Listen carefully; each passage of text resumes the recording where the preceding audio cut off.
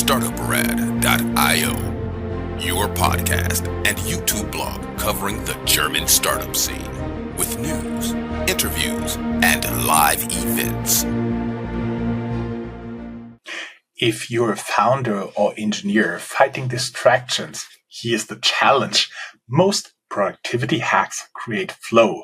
Stephen Puri, the VFX producer behind Oscar-winning Independence Day and former Fox DreamWorks executive turned Sukha founder, has shipped under Hollywood-level pressure. Today, we'll unpack his flow state playbook from the coffee shop effect to remote team rituals so you can do deep work and be two-time your meaningful output.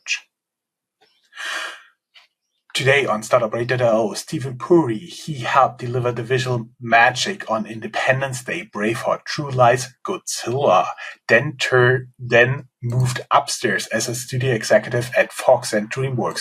Along the way, he co-founded Centropolis FX with his friend Roland Emmerich, later selling the company and produced in the Transformers universe with Transformers Prime. He's a founder again, building Sukha,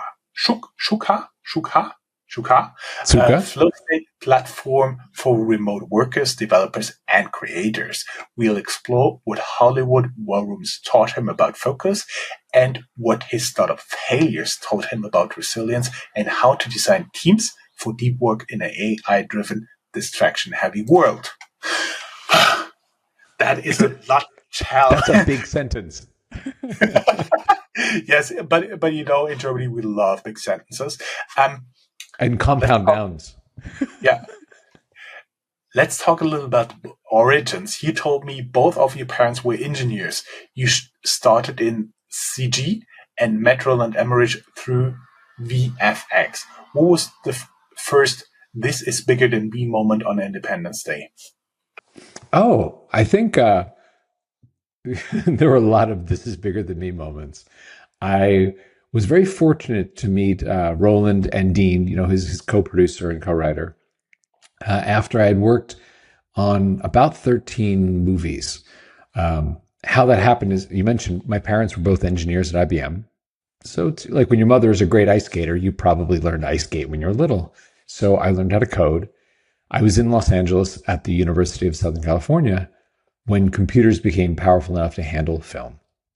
So I worked on the digital effects for True Lies with Jim Cameron, Seven with David Fincher. I did Braveheart and Mortal Blood with Mel Gibson, did a bunch of movies, and met Roland and Dean after they'd done Stargate. And I remember coming over to chat with them, and they were building in one of the hangars at Howard Hughes' old aircraft factory, which had been abandoned, but it was a very cheap place to have huge stages, right? They had under construction the alien fighter craft that Jeff Goldblum would later, be inside and install the virus to help save the world. And it was pretty great having a conversation with them about doing the movie together when you're standing next to this massive, starship being created. That was one of many moments. That was a hard movie to do, but a great one to do. Mm-hmm. Every day, what did leadership under pressure look like across Braveheart, True Lies, Godzilla, and which habit from those sets still lives in your founder routine? Okay. So in many ways, I view leadership as a way to create an environment for a team to do great things. I don't view leadership as, oh, I'm here to be the great one. I think, like, for example, in the entertainment world, Bob Iger is a great example of a leader where he has amazing people running the divisions. He's navigated very complex acquisitions, but he doesn't make it about him. Like, in contrast to someone like Elon Musk, who's very full of himself. So going back to working with, people who are very talented, Mel, Jim Cameron, Fincher, Spielberg worked with, Woody Allen, Jim Jarmusch. The thing that was important was, we have a team here. And if everyone has something inside them that is great to express, how do you create the conditions where they're going to be great? They're going to get that out. And that's a very strong theme of my life. I've worked with incredibly productive, creative, talented people. And it's about, if we all have something great inside, how do you make sure you don't die with it still inside you? That's how I view leadership. We had quite an extensive conversation before that, and you said the studio sequel treadmill felt at one point meaningless to you, pushing you towards a startup. What snapped and why? So what you're referencing is when I had sold that company with Roland and Dean, and I was in my late 20s. And as one thinks in their late 20s that they're smarter than they are, they're more successful, they're better looking than they are, right? So I had that moment of like, oh, wow, I sold a company and I had some money in my pocket. My girlfriend was a flight attendant for Air France. And we traveled for a year or two and just, sort of experienced the world. And I thought, when we come back, I want to make movies. I don't want to make a portion of someone else's movie. So I worked my way up the ladder to be, as you said, an executive vice president for Kurtzman University at DreamWorks, vice president at Fox, doing Die Hard and Wolverine and things like that. And I wanted to be like a studio chairman. So when I got to Fox, what was interesting is I came to understand for the first time that my job, which was from the outside rather prestigious, like I'm responsible for delivering the next Die Hard movie, the next Wolverine movie, a bunch of movies on the slate. It's really just a chair. The studio will live beyond my tenure there. It was around before I was there. I'm the guy in the chair for these couple of years, and someone will come after me. And the studio is going to make these movies regardless of who is there, because people will just see a movie because it says Die Hard on the poster. And my boss, who was the chairman of Fox Films Entertainment, who was a smart guy, if not a nice guy, a smart guy, he was very pragmatic. He said, it doesn't actually matter how good this movie is, how good the script is. We can financially model it based upon the previous 4 movies. So as long as we make it cheaply, we know we won't lose money. And that is not an extremely inspiring way to lead a team. It's like, hey, would you go kill yourself to make this thing? By the way, we know the script sucks, but as long as it gets shot when Bruce has some time to shoot the movie, we'll release it and it'll be fine. And that for me was the breaking point where I was like, am I going to wake up, be 40, 50 years old, doing Die Hard 9 in the retirement home because people will go see it, even if there's no idea? I couldn't see spending more time there. I think it was a real value misalignment at Fox. If you do Die Hard 9, it has to play in a retirement home. Uh-huh. Pretty much, yeah. And obviously now Bruce is not making his movies anymore, and I hope he and his family are well. But at the time, he was still quite vibrant, and the movie got made because he had a window of time in his schedule. That it was not made because this is the most amazing idea, the best script ever, the best director ever. It was more, just get something ready and shoot in April, and we'll find a country in Eastern Europe where we can shoot it cheaply. Not inspiring, and good to have it pays well and it's a fun job to have. But, someday you're like, I'm going to wake up sitting around talking about how I did these bad movies. Not a great way to spend your life. Mm-hmm.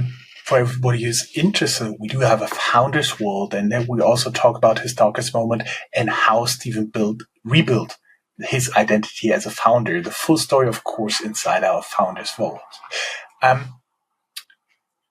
was wondering, because you've been in corporate, I have been too, even though a completely different capacities and industries. What specific anti-patterns did you learn there that now shape Sukha product bets?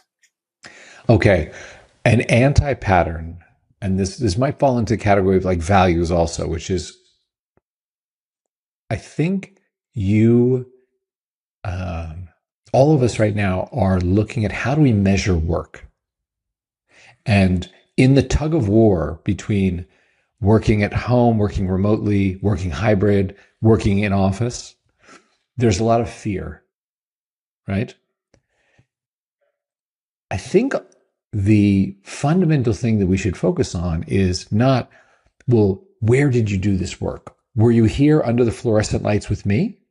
where I could watch you? Were you at home? Were you at a beach? Were you at a park? I don't know where you are. Not what time of day you did it. Like if you're not here at 2 a.m., Jorn, you're not working hard. You're not part of the team. If you're not sleeping under your desk, you're not doing meaningful work. I don't think those are important. I think work should be measured by the effect of what you do, not where or when you do it. So if you walk in the staff meeting tomorrow and you say, guys, actually yesterday I had some time to think. This is what I was considering. And everyone in the meeting looks over and goes, oh my God, we should do that now. Like that changes the trajectory of our company. And then you say, well, you know what? I actually just thought of that walking my dog. Who cares?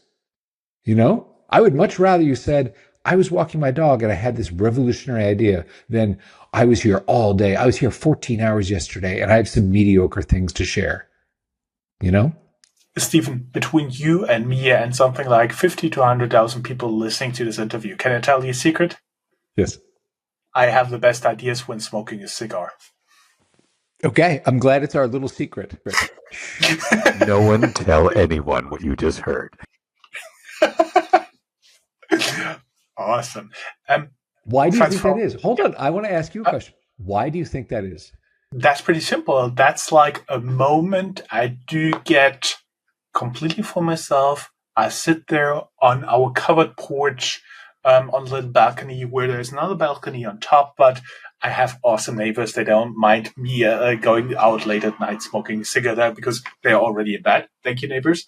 And I look out like in this peaceful world. There's a lot of green. I see some squirrels running around and all that stuff. And I can really wind down my brain. I can really relax. And it takes some time to smoke like a really good cigar. So you're relaxing for quite some time. May I tell you a story? Sure. That's why you're here.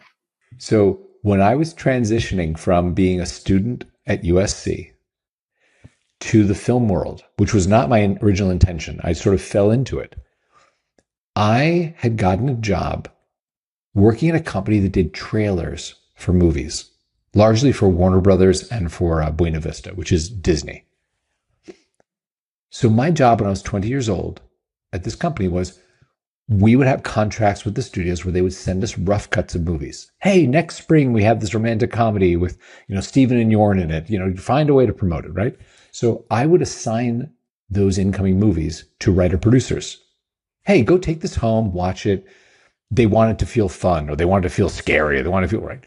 So the company was owned by two guys who were very well established in this field. In Hollywood, they were very respected as great guys to promote movies, right? So one of them comes in my office one day, and he's, 40 years old, whatever. And by the way, smokes cigars. So he comes to my office, and he's the only person in my life who calls me Stevie. So he goes, Stevie, do you know Bart? And I was like, there's a guy in the vault that delivers tapes.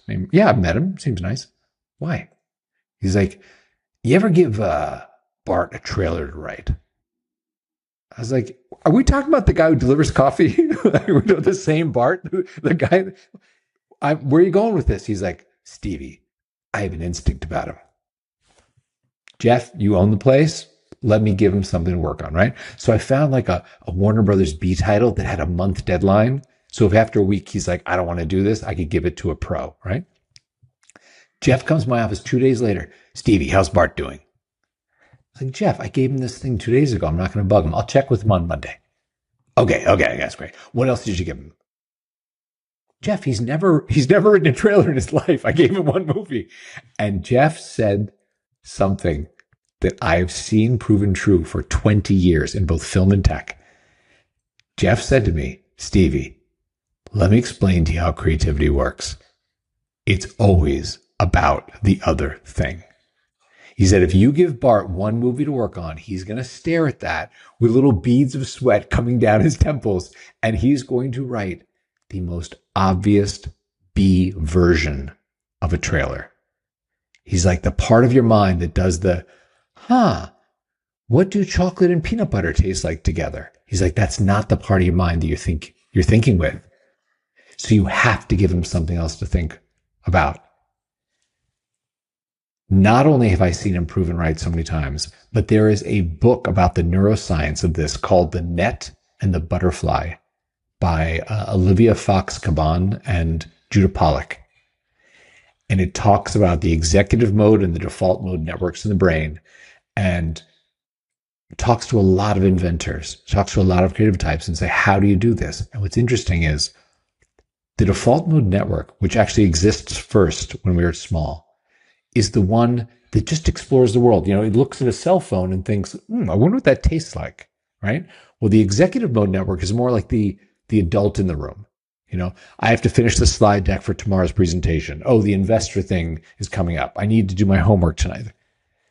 So it's only when the executive mode network is busy doing something, the default mode network can play and come up with those ideas. You go, oh, actually, that's interesting. So that is why people have ideas when they are sitting out looking, smoking a cigar, walking their dog, driving, doing the dishes, showering. So many people come to me like, I have my best ideas in the shower. I have my best ideas like washing dishes. And that is why. I see. And actually, I also learned that when I became an entrepreneur, I sent the adult in my brain in part-time vacation.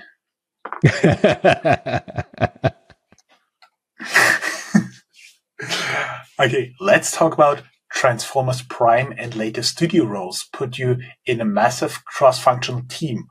What's a communication ritual from that world every startup should steal today? Oh, okay. Okay. I would say probably the most valuable thing that you see on show, because Transformers Prime is a TV series that I helped set up. I helped staff and create the organization for that. So that is, it's a 3D animated show based on the Transformers universe and all that. So a very similar thing does exist in the stand-up world, which is you do have a morning stand-up. And that is something that in the animation world, you will have a practice that Pixar is famous for. About, the Pixar movies, right? From Toy Story to today, like they've done an amazing job. They have a very collaborative process of saying, hey, let's watch things together. Let's talk about the struggles we're having. I don't know why the third act is not working here. It's a similar thing that I see in the best startups that have a stand-up that's not just this is what I did yesterday. This is what I'm doing today. This is where I'm blocked. It's like that becomes such a rote sort of a thing that's not actually that inspiring as to say, hey, you know what? I want to show something. I built this feature. What do you think? And take 10 seconds, take 20 seconds, go. Now, when you do this in our app, this works this way. And it's an interesting way to engage the team, to get collaborative ideas, to shoot down bad ideas quickly. And you as a leader have to create an environment where best idea wins, where there is no ego. And I'll tell you another story. When I was at DreamWorks, and I had worked hard, and I'd gotten to the point where I was a senior executive there with, Alex and Bob. I remember the very first meeting I had in Steven Spielberg's conference room, which, yes, I'd worked hard to get there and had done many projects. But I'm just going to tell you straight up, the first time I was sitting there in Steven's, it's all Southwestern, like Adobe style. And I looked around, I was like, oh my God, like my life has gotten to the point where I'm having a story meeting with Steven Spielberg in his private conference room. This is amazing. And the chairman of DreamWorks is Stacy Snyder's there, and the president of DreamWorks, myself, two writers, writing producers. And I saw something that I was like, wow, which is, and I'm going to change the details, Jorn, just to be respectful of Steven and the process, okay? So I'm going to change the details a bit, but we're working on a project that's like an alien movie. And Steven has done some big alien movie. He's spent a lot of time thinking about aliens, right?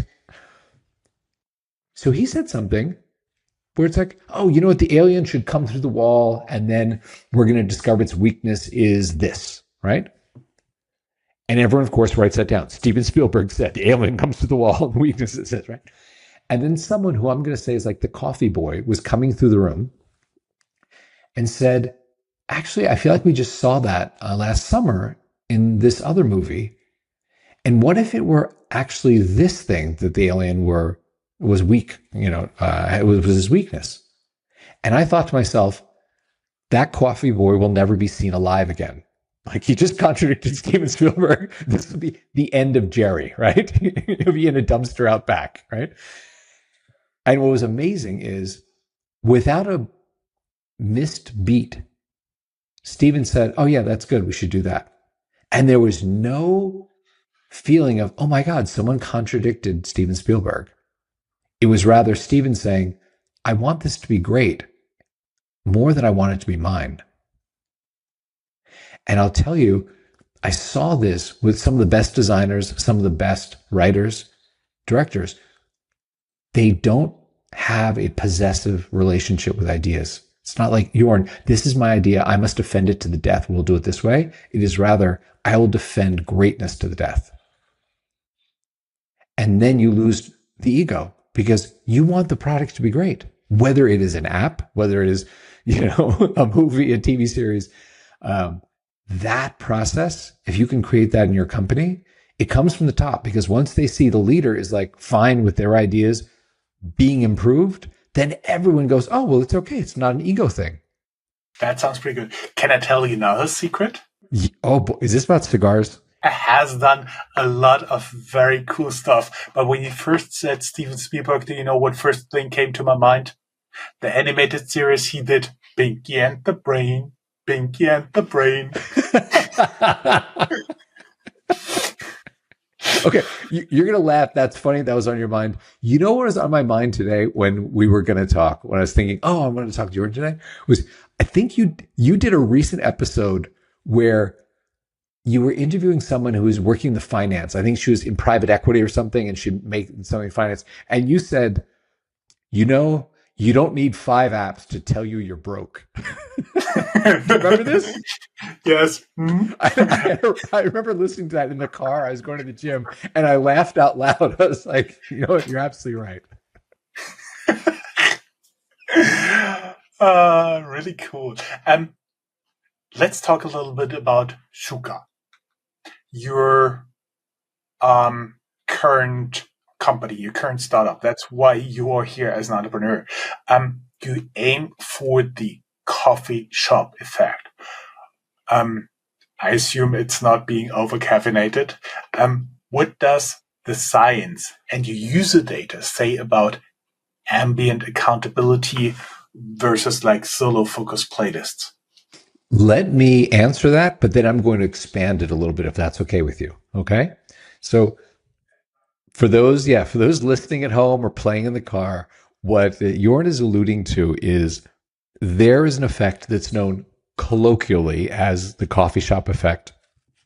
In research circles, it's often called social facilitation theory, the Hawthorne effect, other things, right?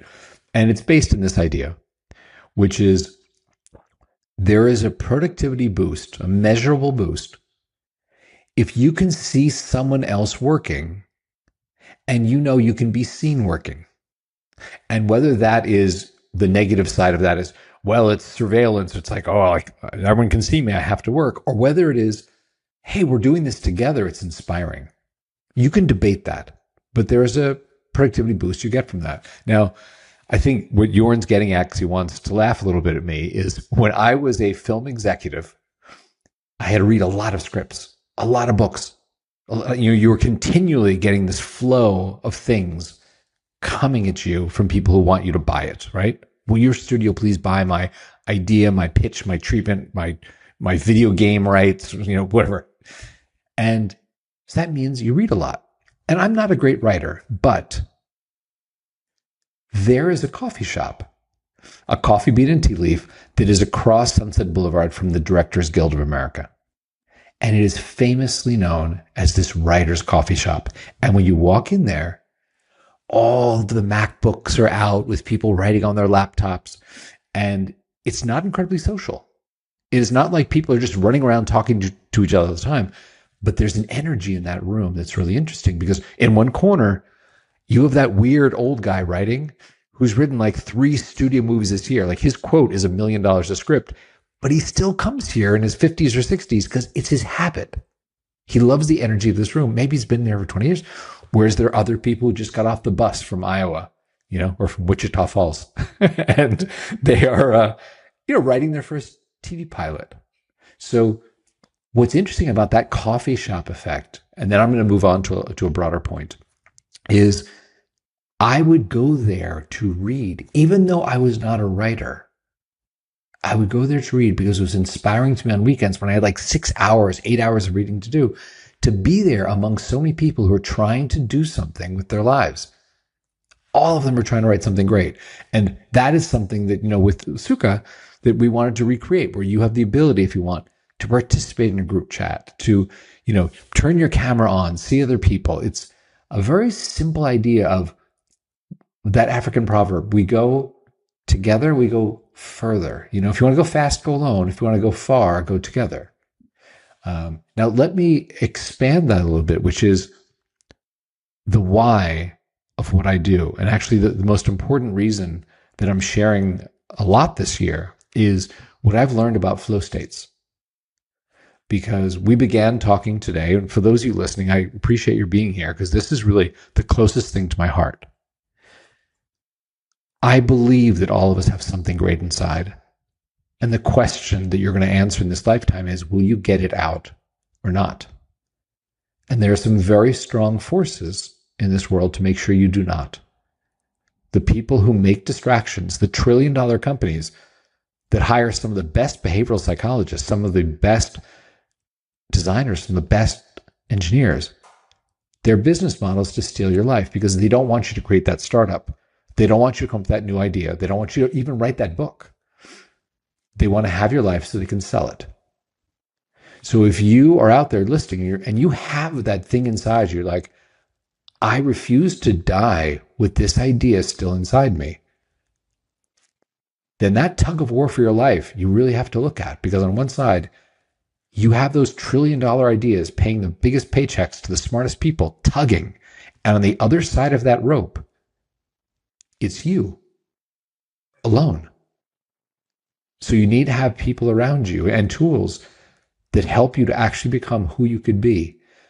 Because you don't want to end up that 80-year-old guy or girl sitting on the sofa, scrolling and double tapping and telling people how you could have created that company. You had that idea for the app. You could have written that book. Because that's miserable. And by the way, no one wants to be around that person.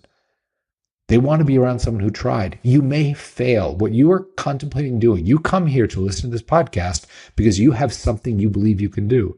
You may not succeed. But if you try and fail, that is noble. And people can respect that. But giving your life away, there's no nobility in that. So that is why I talk a lot about flow states and how to block distractions and how to get out the great thing inside you. And that's why I was really excited to come on this podcast today, because I think the people listening here, they want to do something with their lives. And I love that. Back to you, Jörn. I actually realized that I also used this effect of being seen, because with a friend of mine, I'm doing like 1 hour a week. We call it the hour of the skunk, where we just go online on a meeting, webcams on. We both work on the things you really don't want to do, like tax filings, all the administrative you just have to Is do. the hour of the Sometimes they're skunk? important. Yeah. I love that. Yeah. In German, die Stunde des Stinktiers. And so I've not heard an episode where you talked about body doubling. Is that something we should talk about now? No. No. Actually, I do it all myself. Like the hour of the skunk, it's all me. Oh, it's just you. I thought you were on webcams together with your friend. Yeah, exactly. So I'm there, he's there, and we both work on different things, but we force each other to do the stuff we don't want to do. Yes. Like the book, Eat That Frog. Exactly. That's the idea behind that. Eat the frog. There you go. Yeah, exactly. So the technique that Jörn is referencing is commonly known, and it's very popular with neurodivergence, popular in ADHD circles, of turning on your webcam, working with one or more people. And it's not that you talk, it's not that you interact, but it's just a way of having a sense of presence. There's someone else there as I do the thing that may be super annoying to do or I've been procrastinating on, and you eat the frog. You do the thing that's hard. You, I guess, spend an hour with the skunk. Exactly. Sometimes I feel like that. Um, let it. I think there's a lot of interesting stuff in here. But let us move to the next question. You shared that 22 minutes can be lost regaining focus after interruptions. How does Yes. Shuka reduce this like context switch tax in practice?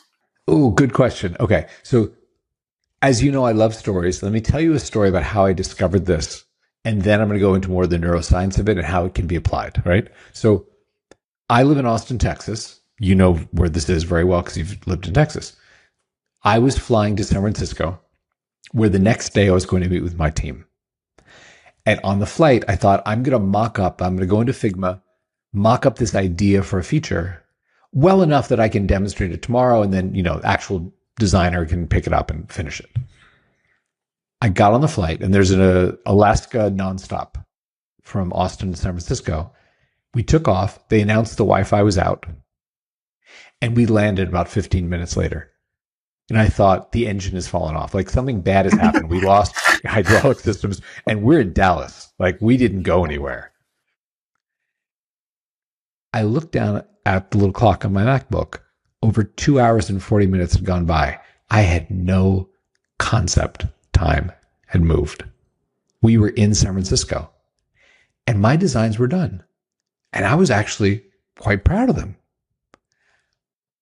And I thought to myself, I couldn't tell you if the drink cart came by. I couldn't tell you the name of the guy in the seat next to me. I had no concept of any of these distracting things around me. But I had this great feeling of being in control of my life. Like that night, I thought to myself, I'm going to get off the plane, grab a sandwich in the hotel lobby, go up to my hotel room and try and finish the designs, right? In reality, I called a friend of mine and said, hey, I have a free night in San Francisco. Do you want to have dinner? And that felt amazing to not be behind, but to start be ahead. And at the time, I did not know the term flow state. Now, I'm sure there are many people listening who are flow masters and they know all about flow states. But for those who don't, or maybe have heard it in passing, let me just do 30 seconds on what a flow state is so that we're all on equal footing, okay? There was a Hungarian-American psychologist, Mihaly Csikszentmihalyi, and he had a strong thesis. His thesis was, man, high performers in these different disciplines, inventors and athletes and artists, they get into these concentrated states where they do the things that make them famous, the things that change the world, and they describe these states in very similar ways. What is that state? How does it work? So, like Prometheus from the mythology, he wanted to go up to Mount Olympus, steal some fire, and bring it down to the rest of us. So when he did his research, at the end of it, he wrote a book. And the book is called Flow. And that is the seminal work on this. It is from whence we get the term flow states. And he said, this was the most beautiful metaphor I could use for what I found, which is we are all on the river paddling to move ourselves forward. But if you align your boat with the current, you go faster and you go further because it magnifies your efforts. And that's what these people do. Now, in the intervening decades, many smart people have expanded on his research and said, oh, this is a thing. Like there is a way in which you could be more in control of your day, more in control of your mind and your energy to do things. Super helpful if you are an entrepreneur, a solopreneur, if you are working on things on the side, if you have, knowledge work to do. Like you may be a developer, you may be a designer, you may be an author. And this is what I'm passionate about. Sukha, which you referenced, and I appreciate you bringing that up. Sukha is ultimately a flow state app. I don't call it that all the time because not everyone knows what a flow state is. We call it a focus app. But what it is we looked at the research, and Mihai did an amazing job saying, here's how you know you're in a flow state, and here are the techniques that these high performers use to get into it. And we just said, what if there was a simple website with a play button right in the middle that did most of this for you? And I can go into what some of those things are because people can do this. They don't need my app or anyone's app. If you're interested in having control of your life, creating your startup better, creating, whatever it is you're working on for your team better. Mihai said, Flow states seem to be characterized by loss of track of time, which I experienced. Maybe you weren't. You've experienced a flow state, right? Yeah. Yeah. Okay. So you lose track of time. Distractions are blocked. You're very focused on the task at hand. You do it at a very high level. Like your return of energy from the task is much higher than things that drain you because you can look at it and say, oh, I've done something of meaning. And when he talked about what are the things that help you get into a flow state and stay there, he said, number one, everyone that he spoke to could get into a flow state on a task that he thought was meaningful. No one gets into a flow state like paying their bills or returning stupid emails or filing taxes, right? You don't get a flow state. When there was a famous basketball player in this country, Michael Jordan, who had this quote where he said, when I'm in the zone, it's only me and the ball. And what he was saying, which zone is another word for this flow state, he's saying, I can reduce my world down to what is important. And all that's important is I control this ball to go where it needs to go. The stands are not important. The scoreboard's not important. The defenders are actually not important. All that's important is I move this ball where it needs to go.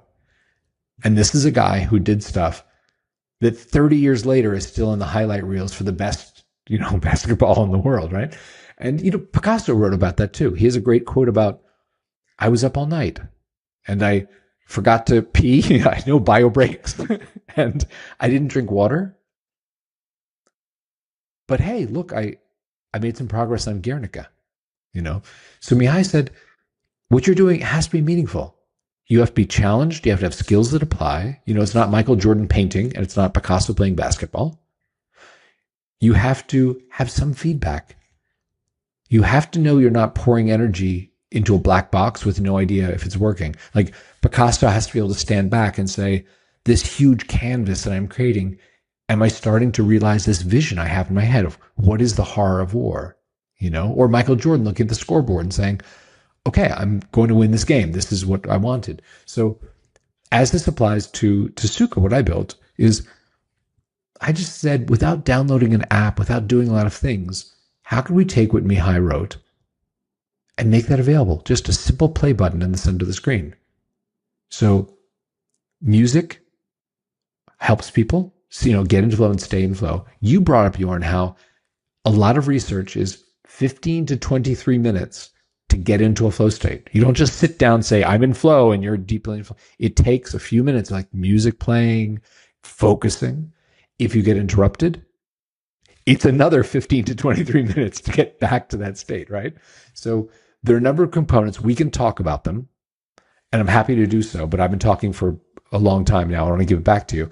But that is really what I think is the secret sauce of our episode is how can you harness a flow state to do the things that propel your life and your team's life forward?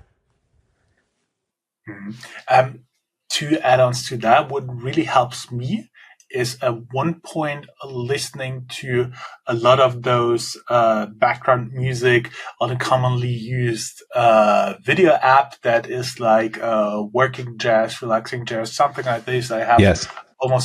I'm almost constantly wearing headphones for that simple reason, because I have like two very loud boys just behind this wall. And so I really need to do that. And a second piece that I found really helps me focus is interaction. And actually, I also do realize that this now, maybe for a month or two, works for me with AI, with large language models, Ooh. because I assign them roles. I assign them not really personalities, like they don't have like funny voices or something, but they do have a purpose, and then you can work with them like in a in an idealized team. Because I found some research, if you not only set up, for example, let's say ChatGPT is the most used one. If you Right. not only set up ChatGPT and give it a prompt, but if you really set up a personality, something that helps you towards your goal, and then have a group of different people who have different angles, those virtual people, then you can get a much, much better result. And that's what I'm doing. And that also newly helps me get into flow. That is so interesting. Number one, my hat is off to you that you are that thoughtful about your flow practice. That's awesome. And that is interesting to me, what you said about having that interaction that specifically keeps, gets you there and keeps you there and helps you doing your best work. It's actually something I want to talk about with my partner later today, because we've been working on our, essentially GPT, your assistant in Sukha. And I would love to think more about that. That's a great idea. Okay, what should we talk about next? When we're done with the interview, I can show you some insights. Biggest, you talked about Michael Jordan and Picasso. I'm very sure they're not the reference customer, and if they, in case of Michael Jordan, if he's using flow, he's not stating it outright. But what's your biggest validated use case so far? Like developers, designers, writers, solos, any surprising activation metrics that predicts? Okay, I'm going to tell you a couple things that I found interesting, because in running, this for years now and talking to a lot of members, I know that our biggest cohorts are knowledge workers, right? Which are often developers, designers, writers, like people who have multiple hours a day of sitting on a laptop and doing something. And if the desire is to do it better, to do it faster, that is where flow states are very helpful, because you stay in the thing. You don't context switch, going between things. You don't try and multitask, which is not really a thing. It's just monotasking with context switching. And there are a couple of practices that I have seen validated by a number of people. This is not just theory. Number one is time blocking, and time blocking as it relates to your chronotype. So chronotype, for those who don't know, is the concept that there are times of day when you're more adept at doing certain kinds of things. And I'll give you a film example because it's a fun way of illustrating this and memorable, which is Ron Bass was a huge screenwriter in Hollywood. Wrote My Best Friend's Wedding and Rain Man and all these like movie star movies, right? He famously would not talk to his family in the morning. He's like, I'm not the dad who's going to say, who wants pancakes? Did you do your homework? Who needs a ride to school? He's like, I can't talk to you because when I talk to you, I lose the ability to hear my characters' voices. And that's what I get paid $1 million, $2 million a script to do. So what he would do is he knew his chronotype, and he said, I'll get up at 4 or 5 in the morning, so I have 4 hours to write. And I'm going to get up, not say hello to his wife, go to his office and write. Now, he knew that his chronotype was such he was very good with collaborative work in the afternoon. After lunch is when he was good meeting with other writers, meeting with, producers and studio executives and talking about story, talking about things like that. So that was the first brush I had with someone who was very aware of their chronotype and harnessed that. Why do I bring this up? Because you can figure out your chronotype very easily. You don't need an app. You don't need to pay anyone. If you have a pencil and a piece of paper, and you can use a computer if you want, but I'm just saying it is this rudimentary, right? Create a simple list for each day, morning and afternoon, and just roughly say what you did and do it for 5 days. Oh, Monday morning from 8 to 11, I worked on blog posts, and put down how you felt. Tuesday afternoon, I was working on coding from 2 to 5. How did you feel? When you look at that after 5 days, or do it for 2 weeks, you will start to see your patterns. Man, when I write creative stuff in the morning, I have a clarity that in the afternoon, I try and do it, and I always feel blocked, or I feel like it's stupid. I have to rewrite it. Oh, when I write my code late at night, because I think all code should be written, in the middle of the night, I get a lot done, but I end up refactoring it the next day. I should pay attention to that. And then you start to develop a sense of when you should be doing certain things. So if you are a solopreneur, if you're doing a side hustle or you're working from home, you may want to have a meeting with yourself that you put in your calendar. When you say, hey, 2 to 4 p.m. is my sweet spot for this, or 8 to 10 in the morning is my sweet spot for this, block it in your calendar so no one schedules team meetings with you, Zooms. If they Slack, they know you're busy. And use that time for that thing, because you'd be amazed if you're good from like 7 to 9 a.m. at this thing, you can get in that time done what other people do in 7 to 11. And you have to respect it. You have to treat the time as sacred. It was her little jingle. That's just my smartwatch. I have two pieces to add to that. One of them is actually when you talked about seeing or hearing the characters talking. What came to mind was when I was in London, I was in the house of Charles Dickens, and he actually had a mirror in front, a big mirror in his writing room, and he got in front of it and acted like his characters. And then at one point, he knew how this would play out, and then he got back to writing.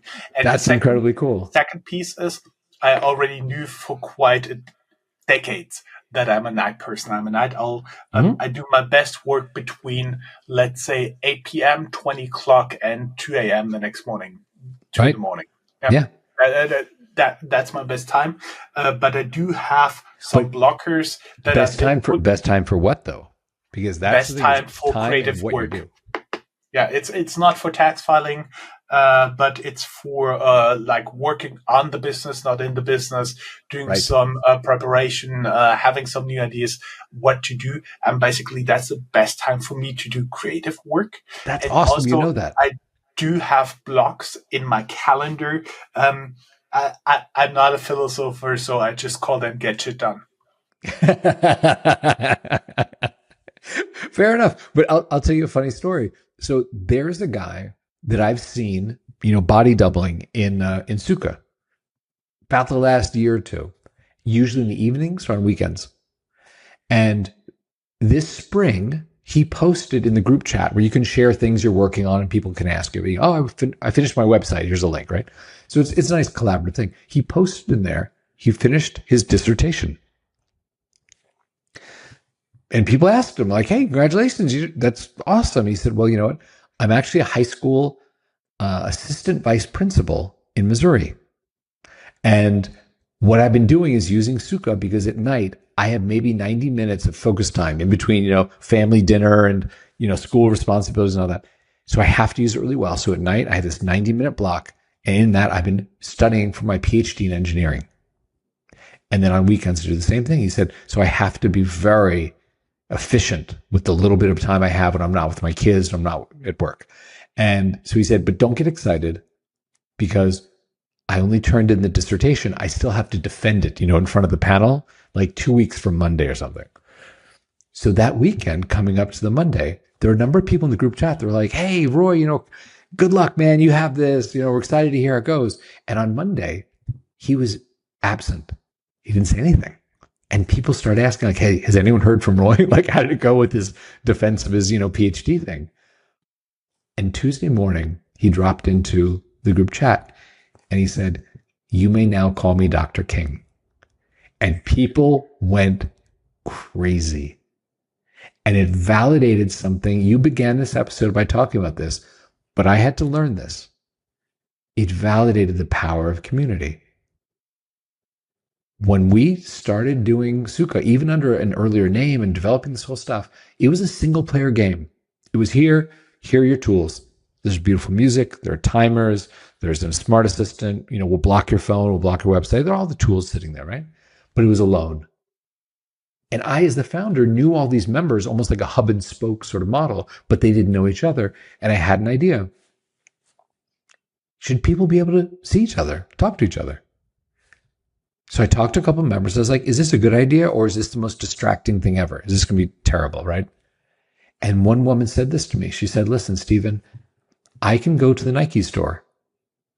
I can buy a pair of shoes. They will sell me a left shoe and a right shoe. I put them on my feet. I run. It works. But there are 100 million people around the world in the Nike Run Club. Because when you run together, you run further, you run faster, you're more accountable. The days that you feel blah, and your friends come by and pick you off the sofa and you go running and you feel great are amazing. And the days when one of your friends needs you to be there and support them and give them energy, they feel even better. She's like, you should do it. It is one of my favorite things because now we do have experiences like what I was saying with Roy King, where you're part of a group of people who are trying to do something great. And there's an energy, whether it's the coffee shop, on Sunset Boulevard, whether it's, a run club, There's something powerful about when you're around people like you that are all trying to do something great. It lifts all of you up. I see. For our audience, I was wondering what breaks your focus most, like Slack pings, meetings, social media. Comment. We'll compile a cheat sheet down here. Stephen, actually, we would be now going into the ad break, but we've been talking so long. How do you think we call this episode 1 and then instantly start recording episode 2? Fantastic. Let's do it. Awesome. Guys, hope to have you back pretty soon. And actually, for you and me, it will be just a few seconds. For the people out there, it will be a few days until the next episode comes out. See you soon. Talk to you soon.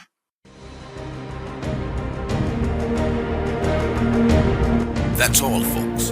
Find more news, streams, events, and interviews at www.startuprad.io. Remember, sharing is caring.